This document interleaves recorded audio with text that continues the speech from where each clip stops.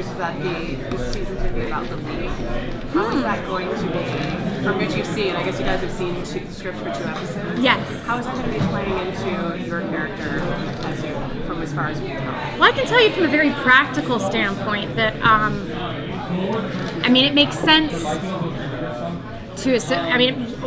we have to associate belief as characters with our journey because it is Neverland. We know that in the story of Peter Pan, belief is paramount to magic making.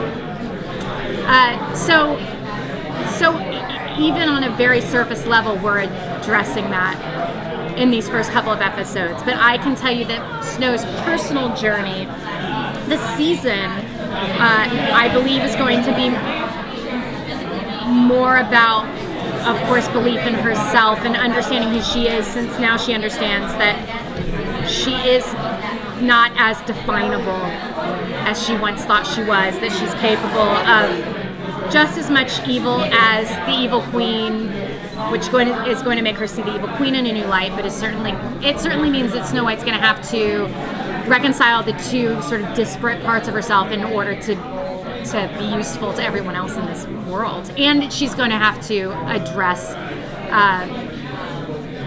some issues with her daughter. There's a pretty heavy thing to essentially being responsible.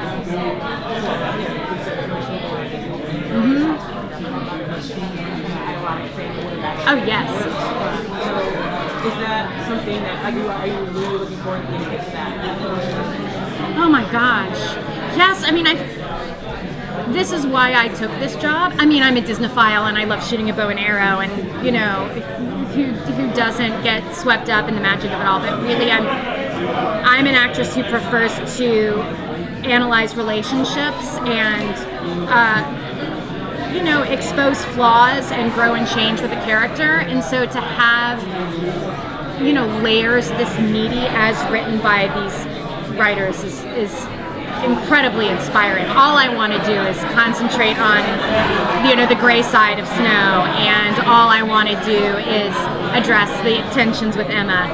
And also, by the way, I don't know if this is going to come into play at all, I'd like to work more with the actor who plays Henry, because we haven't at all addressed the fact that not only have Snow and Charming discovered that they're parents, but they're also grandparents, and there's all kinds of new responsibilities there. What's been your favorite part about playing this? I've just loved that there have been no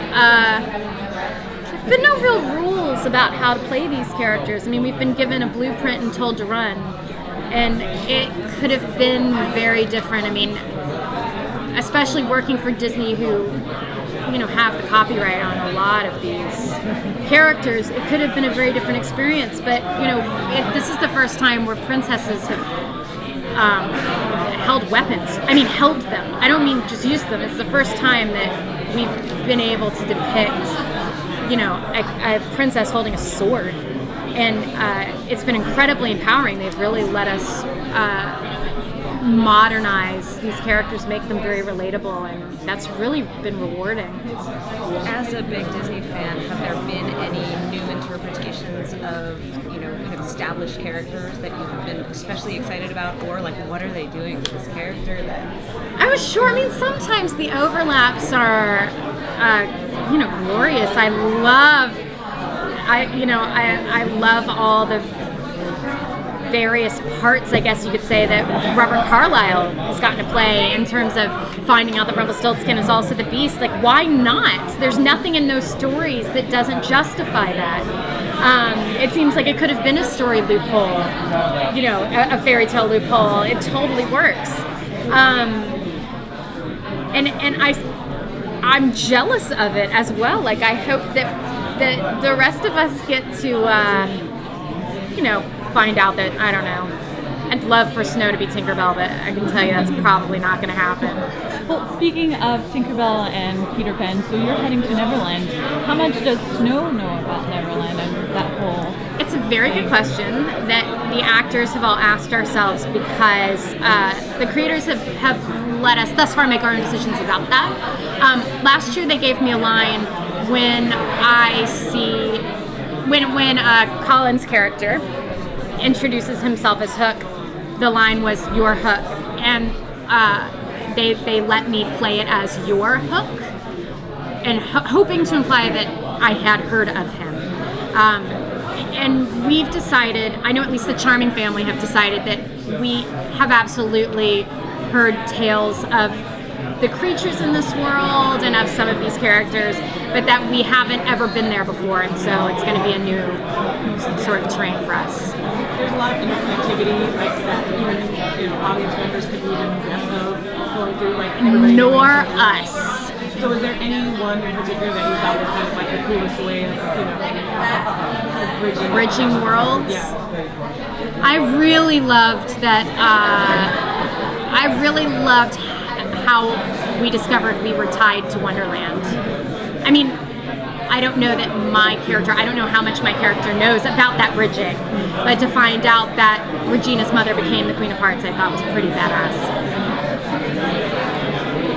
It sounds like the injection of a little darkness and evil into his character was a bit of a relief for you. Because in the first couple of seasons, there was such like this absolute purity and innocence that was driving the character in both worlds. Yeah, absolutely. No, it was a huge relief, and it, because that relief as an actor came, of course, in the first season, and the fact that I got to play two different characters, and then once the curse was broken, that challenge was eliminated. I mean, and then I had to create a new character, but I don't know. I was so scared that she was going to become a bit of a sap, and that Mary Margaret was going to drag down the things about Snow that I really loved.